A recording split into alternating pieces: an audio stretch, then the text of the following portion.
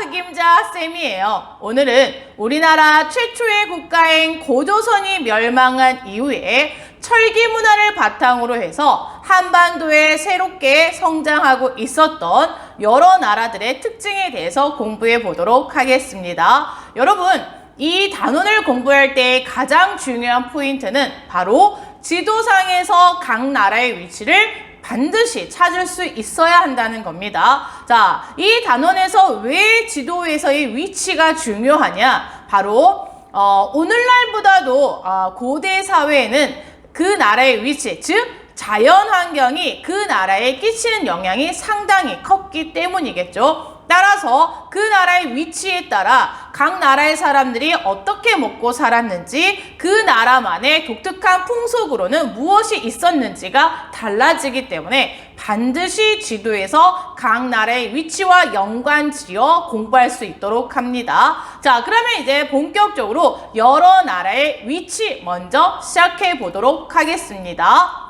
자, 선생님이 지금 칠판에 먼저 지도를 그려놨는데요. 고조선이 멸망한 이후에 이제 만들어진 국가 중에 첫 번째로는 바로 만주 송화강 유역에 자리를 잡았던 부여라는 나라가 있었습니다. 자, 그리고 두 번째는 부여 출신이었는데 부여에서 이제 도망쳐 나와 압록강 유역에 자리를 잡고 나라를 세운 사람이 있었죠. 바로 주몽이라고 하는 사람인데요. 우리가 이 주몽에 대해서는 나중에 고구려 백제 신라 삼국시대 공부할 때 좀 더 자세하게 이야기해 주도록 하겠습니다. 자, 주몽이가 압록강 유역에 자리를 잡고 세웠던 나라 중에 나라로는 고구려가 있었죠. 자, 그래서 부여, 고구려의 위치 확인하기. 세 번째는 여러분, 우리가 이 지역을 가리켜서 뭐라고 부르냐면 함경도라고 부릅니다. 이 함경도의 함흥평야 유역에 자리를 잡았던 나라 옥저가 있고요. 오늘날의 동해안입니다. 오늘날의 이제 동해안이 아니라 오늘날의 강원도가 되겠죠. 강원도 지역에 자리를 잡았던 나라 중에 동예가 있습니다. 동예.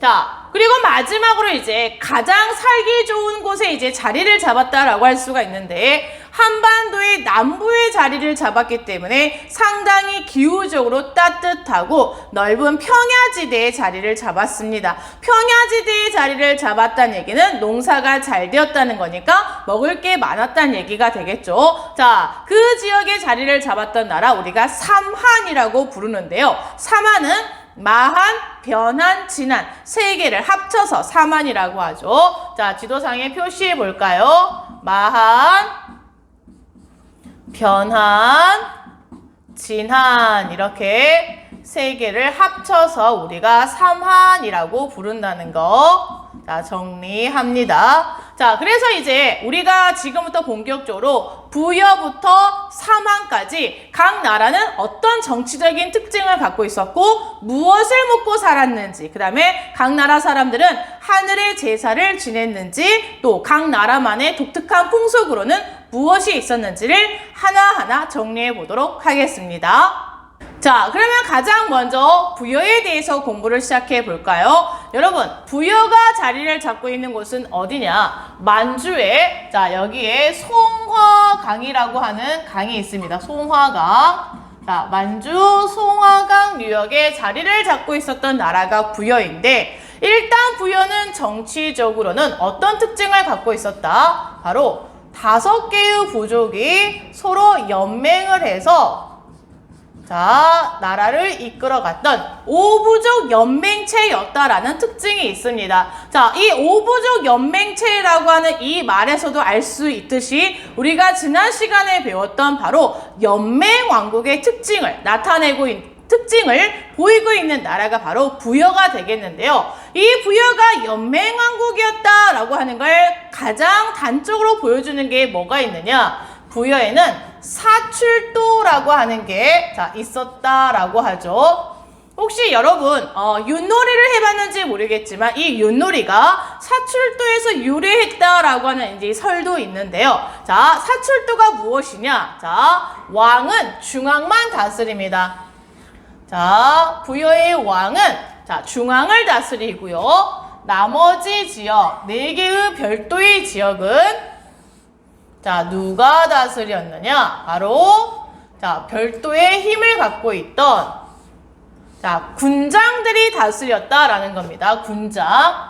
자, 각 지역은 군장들이 다스렸는데, 자, 독특한 게 무엇이냐? 여러분, 이 군장의 이름이 바로, 자, 하나하나 선생님이 먼저 정리를 해보면, 마가, 우가, 저가, 구가, 라고 하는 이름을 갖고 있었대요. 자, 그러면 마가라고 하는 건 쉽게 말하면 말선생이라는 거죠. 말, 그다음에 소선생, 돼지선생, 개선생이라는 건데 소나 말이나 돼지나 개나 이런 가축의 이름을 군장의 이름에 따다 붙였다라고 하는 건 여러분 어떤 의미를 갖고 있을까요? 그렇죠. 그만큼 부여 사회에서는 가축이 상당히 중요했다라고 하는 걸 우리가 찾아볼 수가 있습니다. 그러면 왜 이렇게 부여에서는 가축이 중요했냐? 선생님이 조금 이따 이 경제할 때 다시 한번 설명해 드리도록 하겠습니다. 자, 어쨌든 다시 돌아와서 부여에는 사출도라고 하는 게 존재해서 왕은 중앙을 다스리고 각각의 지역은 자, 힘을 갖고 있었던 군장들이 다스렸는데 자, 이걸 통해서도 알 수 있는 사실 왕은 있지만 왕의 힘이 아직 그렇게 강하지 못했다라는 거 알겠습니까? 자, 우리가 또 어디서도 찾아볼 수가 있냐면 이 각각의 군장들이 다스리는 지역에 왕은 no touch and 자, 이 군장 밑에 별도의 관직이 존재했을 정도로 부여에서는 군장들의 힘이 상당히 강했다라는 거 알겠습니까? 자, 그럼 이제 두 번째 경제생활. 부여 사람들은 주로 무엇을 통해 먹고 살았느냐? 선생님이 처음 시작할 때 계속해서 이야기했던 게 뭐냐면 부여는 만주의 넓은 평야 지역에 자리를 잡고 있지만 평야 지역이니까 농사가 잘 돼서 굉장히 먹을 게 많은 것처럼 여러분이 착각하기 쉬운데요. 중요한 건 뭐냐? 부여는 자, 일단 지대 자체가 높은 곳에 위치하고 있다 보니 상당히 춥다라는 겁니다. 자, 아하, 춥다. 자, 이게 이제 포인트가 되겠죠. 춥다. 자, 춥다. 자, 그래서 여러분, 자, 무슨 농사가 잘 안 된다. 그렇죠? 벼농사가 잘 안 된다라고 하는 특징이 있습니다. 벼농사. 일단 벼농사라고 하는 건 기후가 상당히 따뜻해야지 잘 되는데 자, 부여는 평야 지역이긴 하지만 높기 때문에 추워서 벼농사가 잘 안 된다라는 겁니다. 따라서 부여 사람들은 주로 어떻게 먹고 살았느냐? 벼농사가 아니라 이제 주로 밭농사 위주의 자, 농사를 짓고 살았고요. 자, 그러다 보니까 이제 먹을 게 부족해서 목축을 같이 했다라는 겁니다. 벼농사가 잘 안 됐기 때문에 뭐가 상당히 중요했다? 목축이 상당히 중요했다. 자, 그래서 우리가 부여의 경제생활을 한마디로 정리하면 뭐냐? 자, 절반은 농사를 지었지만 절반은 또 뭐도 했다? 목축도 했던 밭농, 밭목의 사회가 부여였다라는 거. 그래서 여러분 여기랑 다시 연관 지어볼까요? 목축이 상당히 중요했던 만큼 가축의 이름을 따서 군장의 이름에 붙였다라는 거 연관 지어보면 어렵지 않게 공부할 수 있을 겁니다. 자, 그러면 이제 풍습으로 한번 가볼까요? 부여만의 독특한 풍습으로는 뭐가 있었느냐?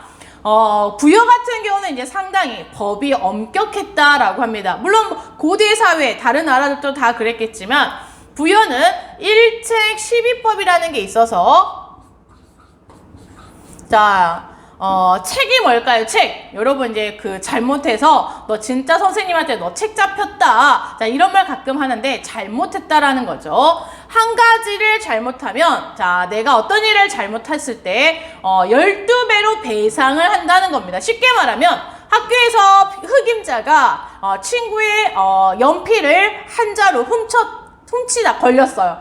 그러면 12자루로 갚아야 된다라는 겁니다. 상당히 엄격한 거 볼 수가 있죠. 현재 이제 우리도 이런 것들은 이제 어디서 볼 수가 있냐면, 여러분 지하철 많이 타봤나요? 지하철을 만약에 이제 무임승차나 부정승차를 하게 되면 현재 우리나라도 최대 몇 배로 배상하게 되어 있다? 30배로 배상하게 되어 있습니다. 상당히 엄격하죠. 그만큼 지하철 무임승차, 부정승차하지 마세요라는 거죠. 알겠습니까? 벌금을 그렇게 세게 물리려는 목적보다는 하지 마세요라고 하는 의미가 담겨져 있겠죠. 자, 일책시비법이라고 하는 법이 있었고요.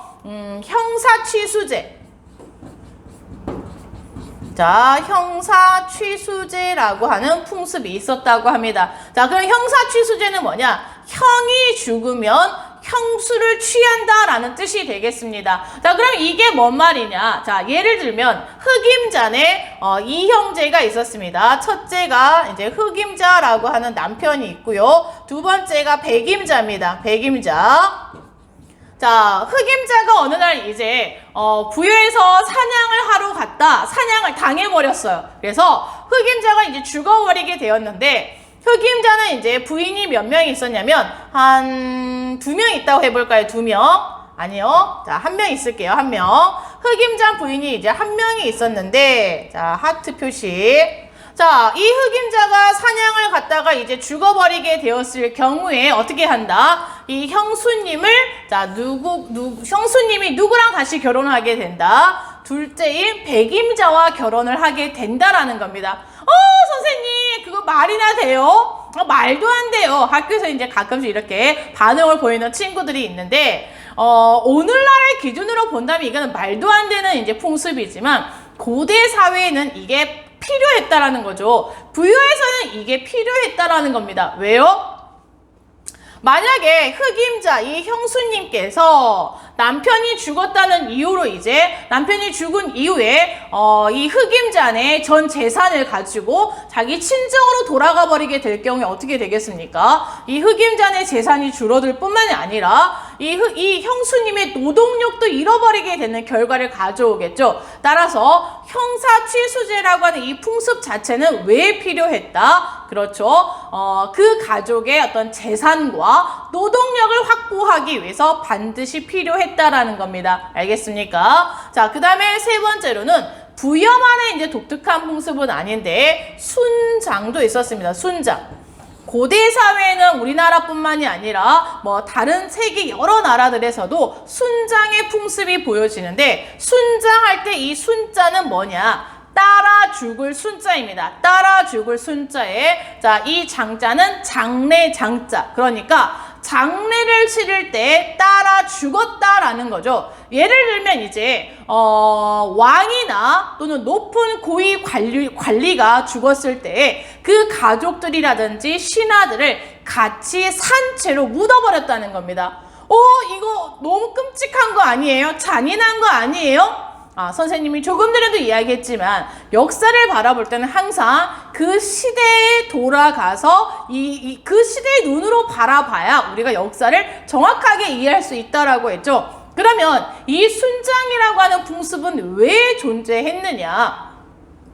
쉽게 말하면 내세, 그러니까 다음 세상에 대한 관념, 개념이 오늘날과 달랐다는 거예요. 쉽게 말하면 옛날에는 현세에서의 삶이 그대로 다음 세상에서 계속 이어진다고 생각을 했습니까? 다음 세상도 그대로 존재하기 때문에 내가 현재 왕이면 내가 죽어서도 왕이기 때문에 나를 시중들 가족이나 신하가 필요했다는 거예요. 그래서 같이 묻었다는 거, 순장의 풍습이 있었다는 거 기억하고요. 자, 마지막으로 이제 우제전복의 풍습이 있었다고 합니다. 우제전복. 자, 옛날에는 이제 상당히 국가의 중대사를 결정할 때 점을 많이 치게 되는데, 여러분 이제 우리가 오늘날에도 시내를 돌아다녀 보다 보면은 타로 점이네, 혈액형 점이네, 그다음에 별자리 점이네, 이런 것들 되게 많이 간판에 보여지는데, 옛날 부여에서는 소의 발굽으로 점을 쳤다는 겁니다. 쉽게 말하면 이제 이렇게 소가 있으면 자, 만약에 이제 전쟁을 해야 된다. 그러면 이제 이 전쟁에서 어떻게 될 것이냐. 이게 국가의 중요한 일이 있잖아요. 그래서 소를 딱 죽입니다. 그러면 소의 발굽이 이렇게 있었을 때 소가 킥! 이렇게 하고 죽었어요. 발굽을 모으고 죽으면 이거는 틈이 없기 때문에 상당히 길한 겁니다. 그런데 소를 딱 죽였는데 소가 이렇게 죽었어요. 선생님이 지금 이게 잘 안 되는데 혹시 여러분 되나요?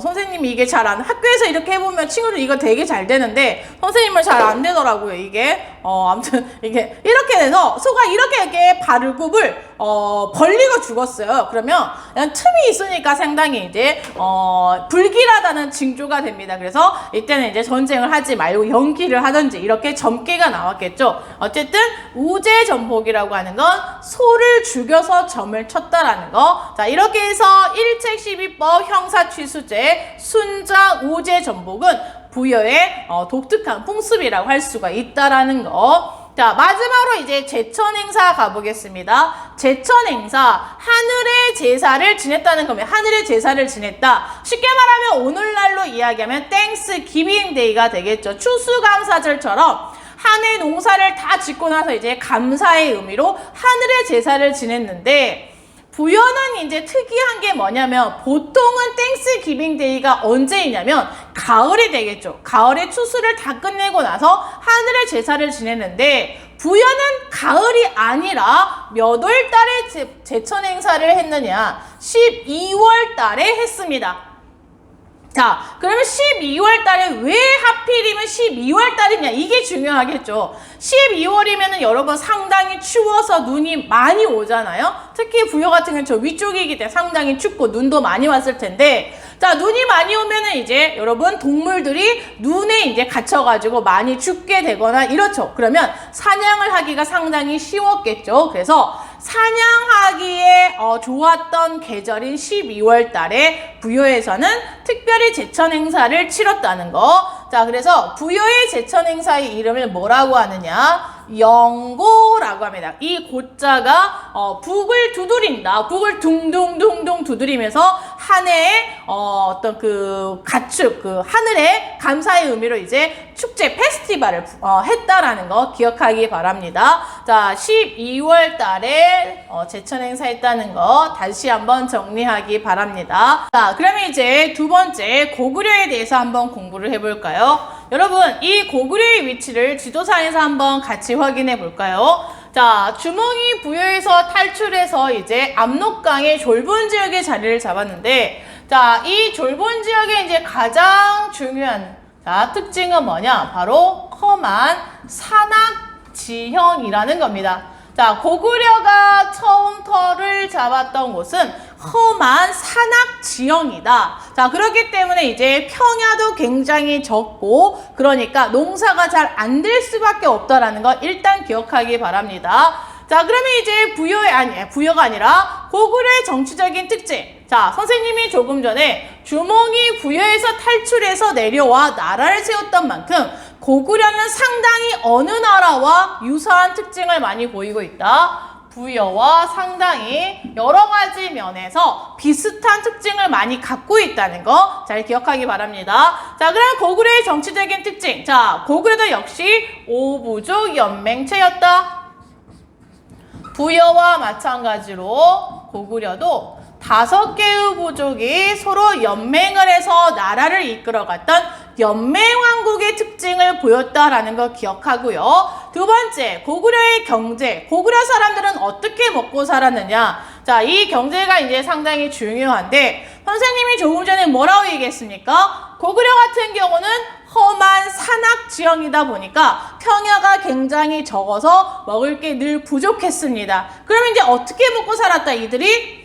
그렇습니다. 고구려 같은, 우리가 이제 보통 이제 고구려 남자들 하면 이제 어떤 이미지가 떠오릅니까? 상당히 이제 말도 잘 타고 활도 잘 쏘고 굉장히 용맹하고 이런 이미지를 많이 떠올리잖아요. 그들이 그렇게 그럴 수밖에 없었던 이유가 뭐냐? 바로 자연환경이 고구려의 남자들을 그렇게 만들었다는 겁니다. 왜? 먹고 살려면 어쩔 수 없이 다른 나라를 약탈하고 정복을 해야 됐기 때문입니다. 자, 고구려의 경제, 고구려는 농사가 잘 안 돼서 주로 남의 것을 빼앗아서 먹고 살았던 약탈 경제의 특징을 보여주고 있습니다. 약탈 경제. 자, 그러면 고구려는 주로 어느 나라를 약탈해서 먹고 살았느냐? 가까웠던, 지리적으로 이제 가까웠던 옥저를 주로 약탈했고요. 자, 가끔씩 멀리는 동해까지도 갔는데 주로 누구를 약탈해서 먹고 살았다? 옥저를 주로 약탈했다. 자, 옥저. 자, 가끔씩은 어디까지도 갔다? 동해까지도 갔다. 그래서 이 고구려 같은 경우는 옥저나 동해에서 이제 약탈을 해가지고 오면은 각 마을의 큰 창고에다가 약탈해온 것들을 보관했다고 하는데 그 창고의 이름이 무엇이냐면 여러분 부경이었다고 합니다. 부경. 부경이라는 창고가 있어서 자, 거기에 이제 식량 같은 것들을 이제 보관하고 이제 먹고 살았다는 겁니다. 부경 창고가 있었다 하면 어느 나라? 그렇죠. 고구려라고 하는 거 알겠죠? 자, 그다음에 이제 풍습으로는 뭐가 있었느냐? 고구려만의 독특한 결혼 풍습이 있었는데요. 자, 서옥제라고 합니다. 서옥제. 자, 서옥제. 그럼 서옥제가 뭐냐?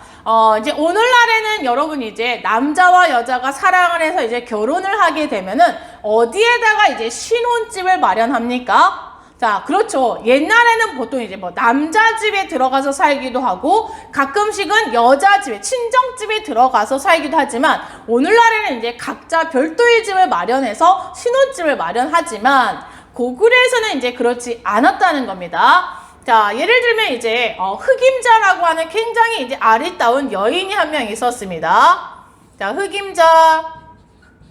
자, 이 흑임자와 사랑에 빠졌던 한 남자가 있었죠. 한 남자가 있어 라고 하는 옛날에 이제 그 김종국 노래입니까? 자, 그 사람의 노래가 있는데 백임자라고 하는 사람과 이제 사랑에 빠졌어요. 백임자. 선생님도 이제 집에 백임자 씨와 같이 살고 있는데 이 백임자 씨가 이제 이 흑임자 씨에게 한눈에 반해서 결혼을 하고 싶습니다. 그러면 흑임자 부모님에게 결혼 승낙을 얻어야 되잖아요. 자, 집에 찾아와서 이제 무릎을 꿇고 우리 부모님에게 이제 승낙을 구합니다. 어머니, 아버님, 제가 흑임자를 너무 사랑해요. 자, 결혼을 할 수 있도록 허락해 주세요. 라고 이렇게 승낙을 구하면 흑임자 부모님이 딱 백임자를 딱 보고 이제 평가를 합니다. 여러분, 오늘날에는 이제 결혼 조건, 자, 뭐 여러 가지가 있겠지만, 나는 저 사람과 굉장히 취미가 비슷해. 저 사람의 어떤 경제적인 조건이 마음에 들어. 여러 가지 이제 어떤 결혼을 하기 위한 조건이 있었을 텐데, 옛날에는 이 고구려에서 가장 중요한 결혼 조건이 뭐냐? 그건 바로 이제 힘입니다. 힘. 자, 고구려에서는 힘. 자, 그래서 흑임자 부모님이 백임자를 딱 보고 힘께나 쓰겠는데 힘이 되게 좋아 보여 라고 하면 이제 승낙을 해줍니다. 그래서 둘이 드디어 결혼을 하게 된 거죠. 딴딴따단 딴딴따단 이제 드디어 이제 결혼을 하고 자, 이제 신혼집에 들어가게 되는데 신혼집이 어디냐면 바로 흑임자네 집 옆에 흑임자 부모님께서 신혼집을 따로 마련해 주십니다. 이 신혼집을 뭐라고 부르냐면 사위서자의 집 옥자, 사위의 집이라는 뜻에서 서옥이라고 하는 겁니다. 그래서 서옥에서 백임자 씨와 흑임자 씨가 알콩달콩 이제 사랑을 하고 살게 되죠. 자, 사랑을 하다 보니 이제 누가 태어납니까? 그렇죠. 응애 베이비가 태어나게 됩니다. 그래서 백임자와 흑임자는 이 베이비, 자, 발음이 잘 안 되네요.